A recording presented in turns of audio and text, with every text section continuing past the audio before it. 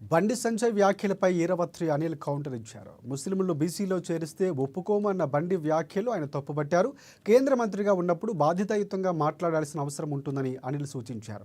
Cooperative స్థాయిలోనే మాట్లాడతానంటే సమాజం ప్రజలు హర్షించరని హితవు పలికారు.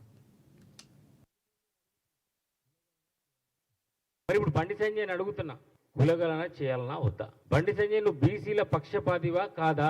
నీ కరీంనగర్ లో బీసీల సపోర్ట్ లేకుండా నువ్వు గెలిచినవా? బీసీలు కన్నీరే చేస్తే కనబడకుండా పోతావు. ఇవాళ బండి సంజయ్కి నేను సవాల్ విసురుతున్నా.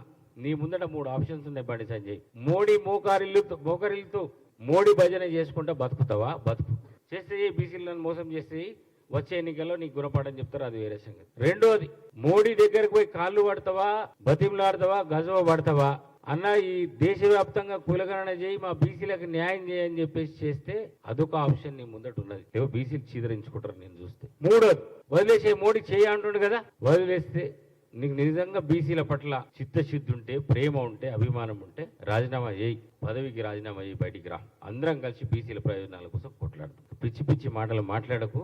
బీసీ కులగణన చేద్దాం. ఇవాళ బీసీ సంఘాలు వచ్చి ప్రభుత్వంతో మాట్లాడితే, బీసీ సంఘాలు వచ్చి డిమాండ్ చేస్తే కులగణనని మళ్ళీ ఎవరైతే ఎన్యూమరేషన్ చేసుకోలేరో వాళ్ళు మళ్ళీ చేసుకోవాలని చెప్పి మళ్ళీ ఒక స్పెషల్ డ్రైవ్ కూడా పెట్టబోతున్నాం. ఆ తర్వాత చట్టం చేయబోతున్నాం.